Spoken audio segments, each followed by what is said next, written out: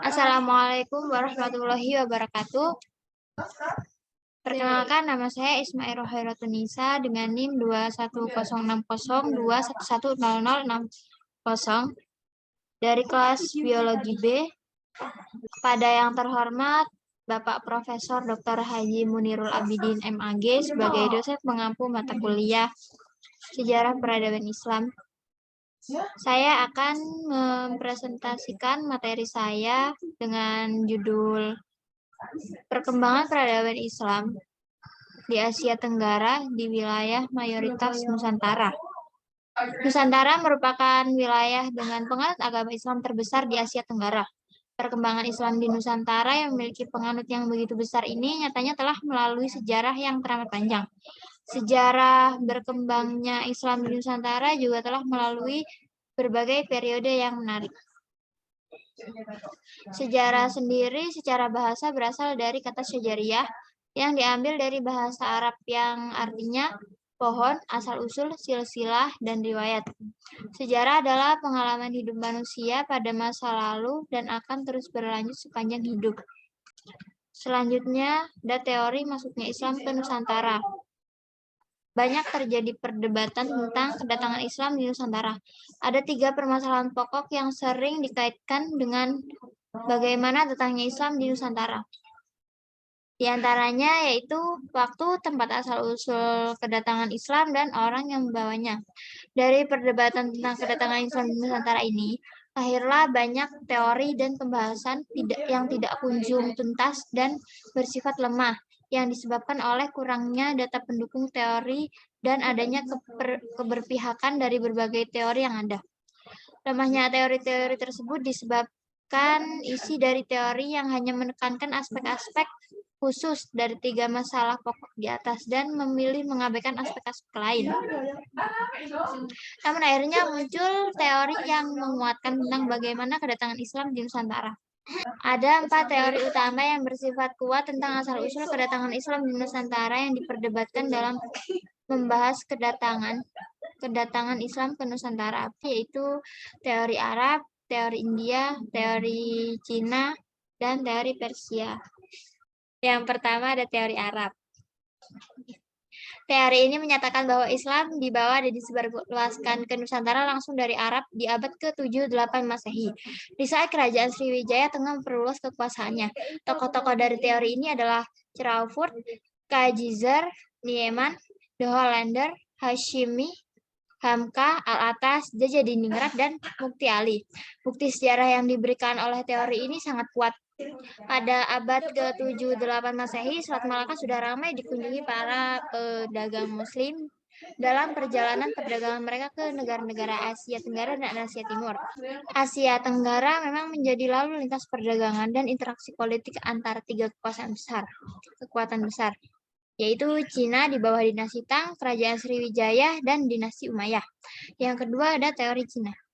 Teori ini menyatakan bahwa Islam datang di Nusantara tidak langsung dari Arab, melainkan melalui India pada abad ke-13.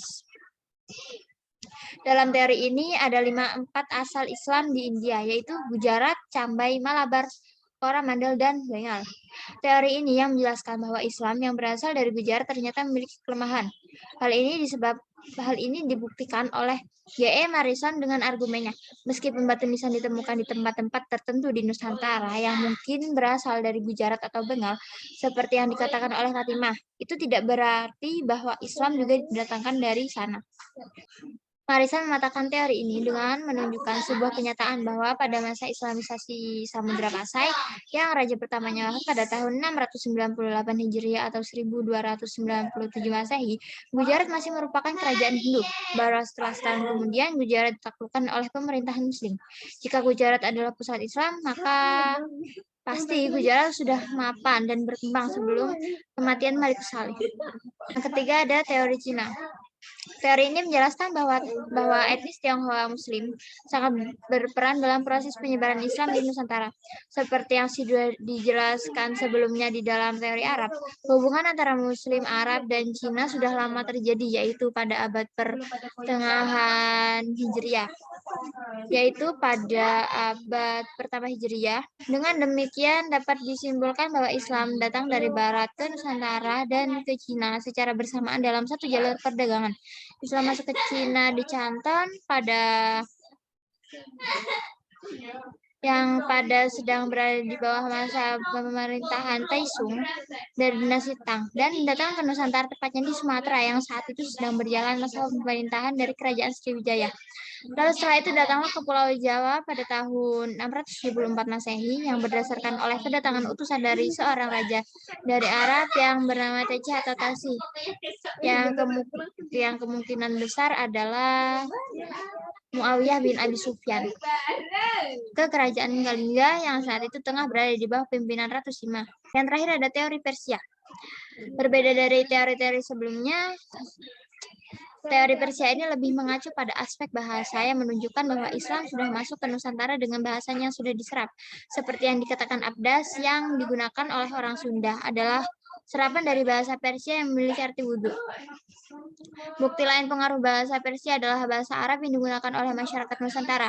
Seperti kata-kata yang berakhiran tak marbutah ketika dalam keadaan wakaf dibaca ha, seperti salatun menjadi salawat. Namun dalam bahasa Indonesia dibaca sebagai doa, zakat, taubat, dan lain-lain. Selanjutnya ada proses persebaran Islam di Nusantara. Dalam proses penyebaran Islam di Nusantara terdapat beberapa strategi yang dilakukan sehingga Islam lebih mudah diterima oleh masyarakat Nusantara dibandingkan dengan agama lain. Strategi yang dilakukan pun tidak sedikit dan juga tidak mengandung unsur paksaan. Itulah yang membuat Islam mudah diterima oleh masyarakat Nusantara. Macam-macam strategi tersebut meliputi perdagangan, dakwah, perkawinan, pendidikan, dan kultural.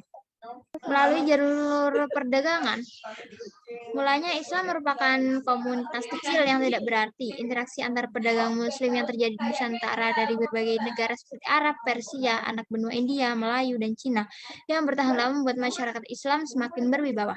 Dan pada akhirnya membentuk masyarakat Muslim. Selain melakukan perdagangan, para penyebar agama Islam dari berbagai daerah juga menyebarkan agama yang dianutnya dengan menggunakan sarana pelayaran. Melalui jalur dakwah bi'al-hal atau bisa juga disebut dengan pendekatan dengan cara memberikan bantuan materi atau yang lainnya. Dakwah ini dilakukan oleh para khotib yang merangkap sebagai pedagang. Proses dakwah bi'al-hal ini pada awalnya dilakukan secara individu. Mereka melaksanakan kewajiban syariat Islam dengan memperhatikan kebersihan, dan dalam pergaulannya mereka menunjukkan sikap yang sederhana. Melalui jalur perkawinan, yaitu perkawinan antara kelompok Muslim, Mubalek, dan anak bangsawan Nusantara, dimulai dari keterampilan ilmu pengetahuan dan kedokteran yang diperoleh dari tuntunan hadis Nabi Muhammad SAW. Ada di antara umat Islam yang berani memenuhi sayembara yang diadakan oleh raja dengan sebuah janji, yaitu bahwa siapapun yang bisa merawat putrinya, ketika itu wanita, maka akan dijadikan saudara dari sang putri. Sedangkan jika laki-laki akan dijadikan menantu laki-laki oleh sang raja. Dari pernikahan dengan putri raja itulah Islam menjadi lebih kuat dan lebih berwibawa. Selanjutnya adalah melalui sistem pendidikan. Setelah posisi pedagang ditetapkan, pusat-pusat ekonomi telah dikembangkan menjadi pusat-pusat pendidikan dan penyebaran Islam. Pusat pendidikan dan dakwah Islam yang berada di Kerajaan Samudra Pasai berperan sebagai pusat dakwah pertama yang didatangi oleh para pelajar-pelajar dan mengutus dai lokal. Salah satunya adalah mengirim Maulana Malik Ibrahim ke Jawa. Yang terakhir adalah melalui sistem kultural. Awal mula kegiatan Islamisasi selalu menghadapi bentrokan dengan tradisi Jawa yang mayoritas banyak dipengaruhi oleh Hindu-Buddha. Setelah kerajaan Majapahit runtuh, maka selanjutnya digantikan oleh kerajaan Islam. Di Jawa, Islam menyesuaikan dengan budaya lokal, sedangkan di Sumatera, Islam beradaptasi dengan adat yang ada di Sumatera. Selanjutnya ada tokoh utama penyebar Islam di Nusantara. Penyebaran Islam di Sumatera. Penyebaran Islam di Sumatera terdapat banyak sekali kerajaan Islam. baik besar maupun kecil. Kerajaan-kerajaan tersebut antara lain Aceh, Biar dan Lambri, Pedir, Pirada, Pase, Aru, Arcat, Rupat, Siak, Kampar, Tongkal, Indragiri, Jambi, Palembang, Andalas, Pariaman, Minangkabau, Tiku, Pancur, dan Barus. Namun, dari kerajaan-kerajaan tersebut ada yang mengalami kemajuan dan kemunduran. Selain kerajaan-kerajaan di atas, terdapat Kesultanan Samudra Pasai yang sudah ada sejak 2 abad sebelum adanya kehadiran Tama Pires. Kerajaan Samudra Pasai ini terletak kurang lebih 15 km di sebelah timur Lok Samwe, Nongre Aceh, dan diperkirakan berdiri antara tahun 1270 dan 1275 atau pada pertengahan abad ke-13. Sultan pertama yang terkenal pada kerajaan Samudra Pasai ini bernama Malikus Saleh yang berkuasa kurang lebih 29 tahun dan wafat pada tahun 696 Hijriah atau 1297 Masehi. Penyebaran Islam di Jawa. Penyebaran Islam di Jawa terjadi di pesisir utara Pulau Jawa. Ini dapat dibuktikan berdasarkan data arkeolog, sumber-sumber Bada, Hikayat, serta berita asing, dan tersebar dari arah timur hingga barat dan berakhir dengan berdirinya kerajaan-kerajaan Islam seperti Kesultanan Demak, Cirebon, Banten, Pajang, dan Kesultanan Mataram. Kesultanan Demak. Kesultanan Demak merupakan kerajaan Islam pertama di Jawa dan didirikan oleh Raden Fatah. Kerajaan Demak ini berdiri setelah runtuhnya Kerajaan Majapahit. Puncak kejayaan Kerajaan Demak ini terjadi saat masa kepemimpinan Sultan Trenggono. Banyak daerah yang ditaklukkan oleh Kerajaan Demak, diantaranya Wirasari Purwodadi, Gagelang Madiun, Madangkungan Blora, Surabaya, Pasuruan, Lamongan, wilayah Gunung Pananggungan, Kerajaan Kediri, dan Sangguru Malang.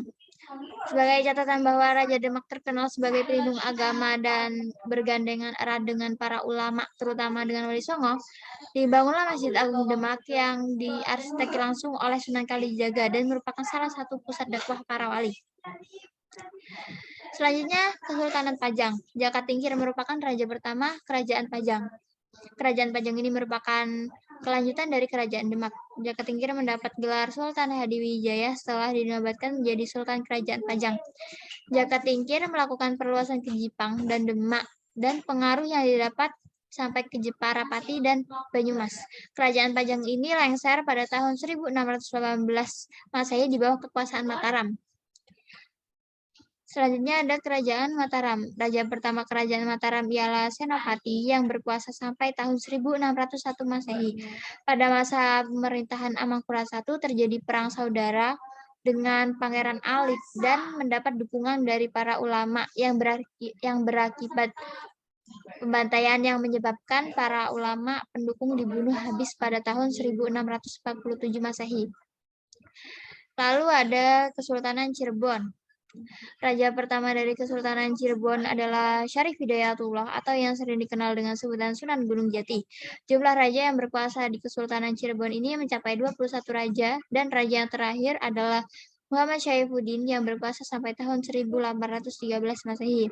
Selain kerajaan-kerajaan ada juga Wali Songo.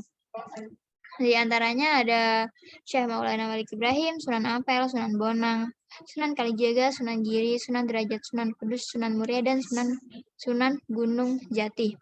Yang pertama, Syekh Maulana Malik Ibrahim. Syekh Maulana Malik Ibrahim pada awal dakwahnya menggunakan metode pendekatan keluarga dengan cara menawarkan putrinya untuk menikah dengan raja dari kerajaan Majapahit.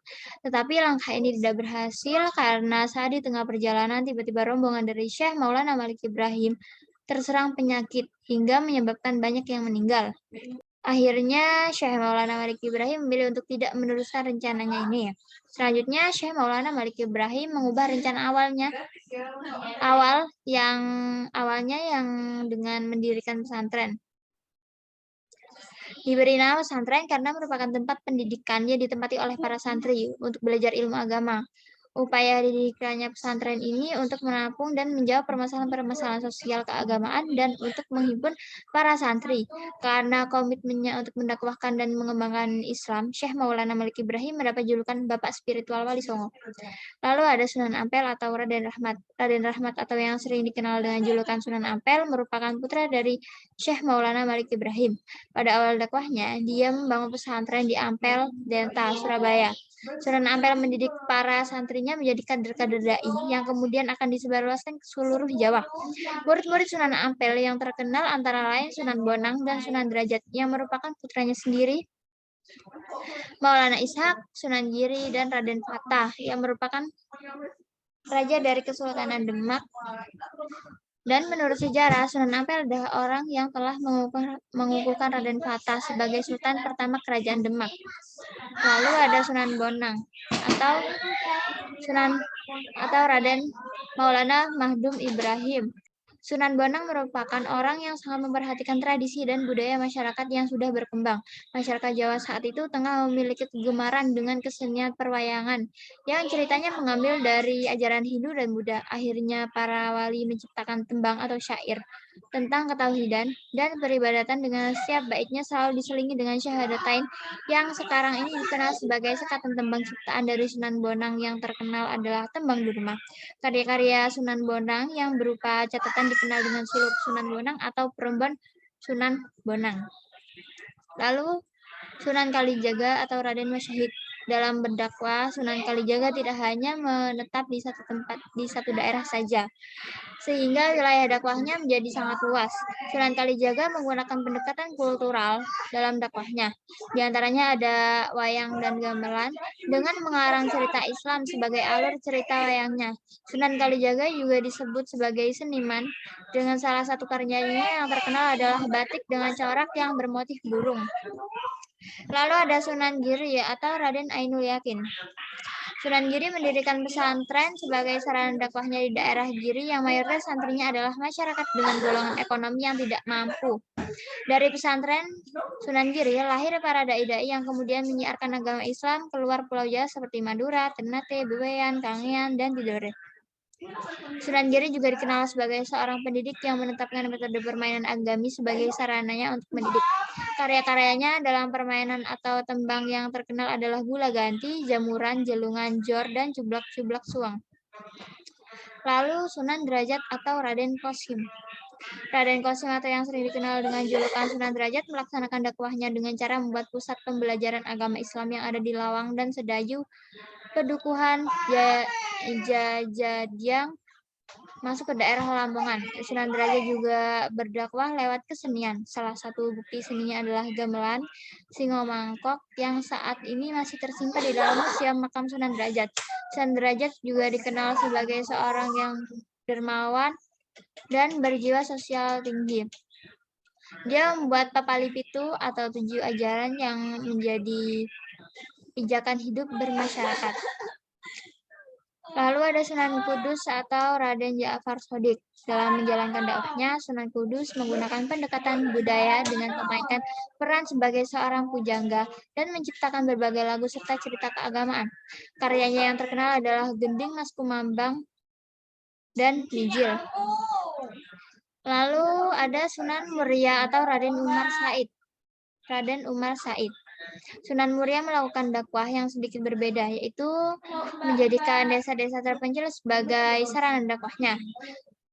Dan Sunan Muria dikenal lebih senang menyendiri, bertempat tinggal di desa kecil, dan bergaul dengan rakyat, serta memberikan kursus bagi para pedagang, nelayan, serta masyarakat kecil lainnya.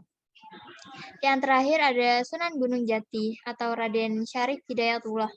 Sunan Gunung Jati lebih banyak menghabiskan waktunya untuk melakukan jihad dalam rangka melawan dan mengusir Portugis dari Nusantara.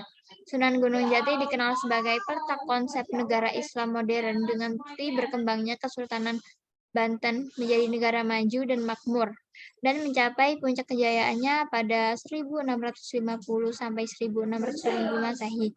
Atas jasa Sunan Gunung Jati tersebut, umat Islam di Jawa Barat memanggil Sunan Gunung Jati dengan nama Syekh Maulana Syarif Hidayatullah Sunan Gunung Jati rahimahullah. Demikian presentasi yang bisa saya sampaikan. Kurang lebihnya saya mohon maaf. Wassalamualaikum warahmatullahi wabarakatuh.